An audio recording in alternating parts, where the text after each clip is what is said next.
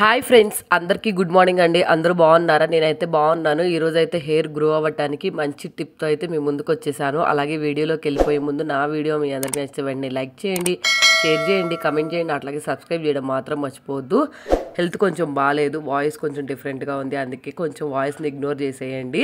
ఈ hair oil అయితే చిన్న పిల్లల నుంచి పెద్దవాళ్ళ వరకు అందరికీ చాలా బాగా ఉపయోగపడుతుంది. అదిగాక మన ఇంట్లో ఉండే వాటితోనే అండి, పోపు డబ్బాలో ఉండే వస్తువులతోనే ఈజీగా అయితే ఆయిల్ చూపించేస్తున్నాను.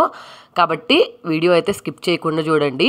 ఫస్ట్ 3 ఆనియన్స్ని తీసుకోండి. నేనైతే ఈ సైజులో ఉన్న ఆనియన్స్ అయితే తీసుకున్నాను. మీరు ఇంకా కొంచెం చిన్నవి అయితే ఒక 4-5 దాకా అయితే తీసుకోండి.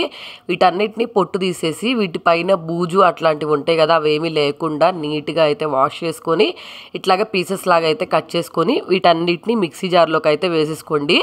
బరకగా గ్రైండ్ చేసుకున్నా పర్లేదు, మెత్తటి పేస్ట్ లాగా గ్రైండ్ చేసుకున్నా పర్లేదు, మన ఇష్టము. కొంచెం వాటర్ వేసుకుని అయితే నేను ఇట్లాగైతే పేస్ట్ లాగా అయితే చేసేసుకున్నాను, పక్కన పెట్టేసుకున్నాను. నెక్స్ట్ బాండీ తీసుకొని అందులోకి 1 కప్ వచ్చేంత వరకు అయితే మెంతులు అయితే వేసుకుంటున్నాను. ఈ మెంతులు కూడా హెల్త్కి చాలా మంచిదండి. నేను మీ వీడియో స్కిప్ చేయకుండా చూడండి, వీటి గురించి బెనిఫిట్స్ అని నేను చెప్తాను. మెంతులను అయితే కలర్ మారకుండా కొంచెం వేడిగా అయ్యేంత వరకు ఫ్రై చేసుకొని తర్వాత ఆపేసుకొని ఇవి చల్లారిన తర్వాత అయితే వీటన్నిటిని మిక్సీ జార్లోకి అయితే వేసుకోవాలి. మీరు ఇవి సరిగ్గా ఫ్రై చేయకపోయినా చల్లారకుండా వేడిగా ఉన్నప్పుడు మిక్సీ వేసినా ఇవైతే బరకగా అయితే గ్రైండ్ అవుతాయి. కాబట్టి చూసుకొని గ్రైండ్ చేసుకోండి. నేనైతే చల్లారిన తర్వాత వీటన్నింటినీ గ్రైండ్ చేసుకున్నాను. చూసారు కదా, ఇది మీకు కొంచెం ఎక్కడైనా బరకగా ఉందనిపిస్తే మీరు జల్లెడ వేసుకోండి, మెత్తటి పౌడర్ అయితే వస్తుంది.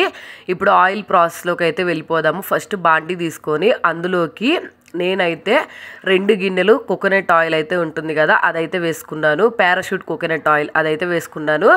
నెక్స్ట్ మనం 2 కప్పులు దేంతో అయితే ఆయిల్ వేసుకున్నామో అదే 1 కప్పుతో నేనైతే మనం ముందుగా పేస్ట్ చేసుకొని ఉంచుకున్నాం కదా ఆనియన్స్ పేస్ట్, అదైతే వేసుకున్నాను.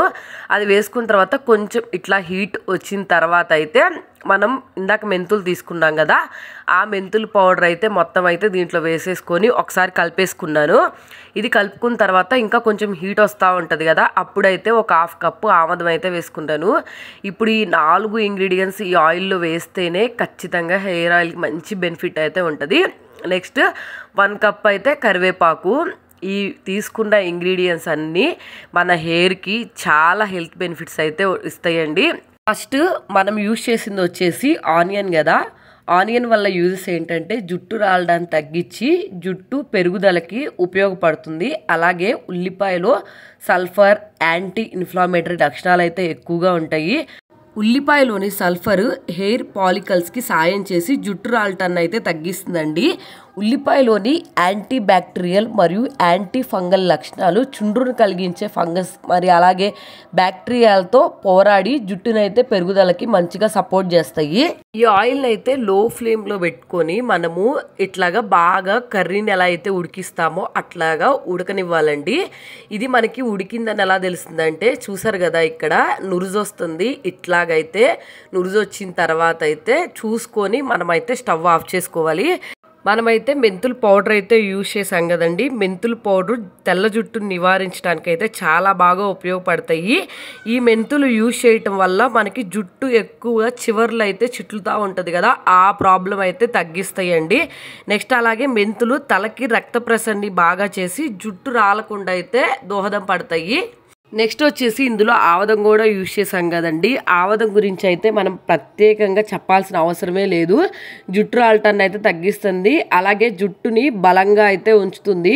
ఆముదం వల్ల మనకి జుట్టు ఎక్కువగా పెరుగుతుంది. దీంట్లో జిడ్డుతనం ఉంటుంది కదా, కాబట్టి మన ఆముదం తలకి రాసుకోవటం వల్ల స్మెల్ వచ్చినా సరే మంచి హెల్త్ బెనిఫిట్స్ అయితే ఉన్నాయండి.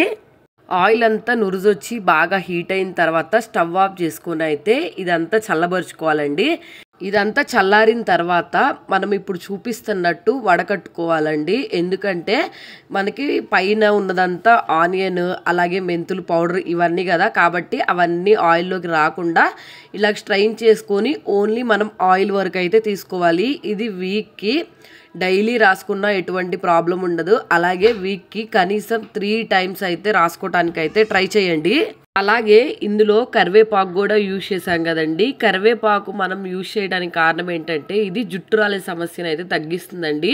కరివేపాకు కూడా వాడటం వల్ల మనం జుట్టు ఒత్తుగా పొడుగ్గా పెరుగుతుంది. జుట్టు రాలటాన్ని కూడా చాలా వరకు కరివేపాకు కూడా తగ్గిస్తుందండి.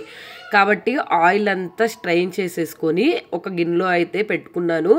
మీకైతే ఒక స్టోర్ డబ్బా ఉంటే దాంట్లో అయితే పెట్టుకొని వీక్కి 3 టైమ్స్ లేకపోతే వీక్ మొత్తం అప్లై చేసుకోవడానికి ట్రై చేయండి.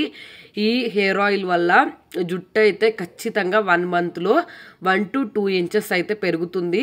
అలాగే మనకి జుట్టు రాలే సమస్య కూడా చాలా వరకు తగ్గుతుంది. ఇంకోటి ఏంటంటే పేలు చుండ్రు ఇట్లాంటివి ఉంటాయి కదా, ఇవి కూడా తగ్గటానికైతే ఈ ఆయిల్ చాలా బాగా అయితే ఉపయోగపడుతుందండి. నా హెయిర్ అయితే నాకు మ్యారేజ్ టైంలో చాలా షార్ట్ హెయిర్, అప్పుడు నేను కట్ చేసుకున్నాను. చాలా వరకు అయితే నా హెయిర్ నేను 6 మంత్స్కి ఒకసారి 3 మంత్స్కి ఒకసారి కట్ చేసుకుంటూనే ఉంటాను. చాలా లాంగ్ అయితే పెరిగింది ఈ ఆయిల్ వల్ల. కాబట్టి మీరు ఖచ్చితంగా ట్రై చేయండి. మంచి రిజల్ట్ అయితే చూపిస్తుంది. కొన్ని రోజులు యూజ్ చేసి మంచి రిజల్ట్ రావట్లేదని మనం ఆయిల్ ఆపేసామంటే దానివల్ల అసలు యూజ్ ఏమీ ఉండదు. కాబట్టి ఒక్కసారి యూజ్ చేసి 6 మంత్స్ 1 ఇయర్ అట్లా యూజ్ చేయటం వల్ల మంచి రిజల్ట్ అయితే ఉంటుందండి ఏ ఆయిల్కైనా సరే. కాబట్టి మీరు రెగ్యులర్గా ట్రై చేయండి ఆయిల్ రాసుకోవటానికి. దీంట్లో హెల్త్ బెనిఫిట్స్ ఎన్ని ఉన్నాయో అలాగే మనం ఇంట్లో ఉన్న వాటితోనే ఈ ఆయిల్ చూపించాము. ప్రతి ఒక్కటి మనం తీసుకుంది హెయిర్కి చాలా మంచిగా ఉపయోగపడుతుంది. కాబట్టి ఆయిల్ని అయితే అసలు స్కిప్ చేయొద్దు.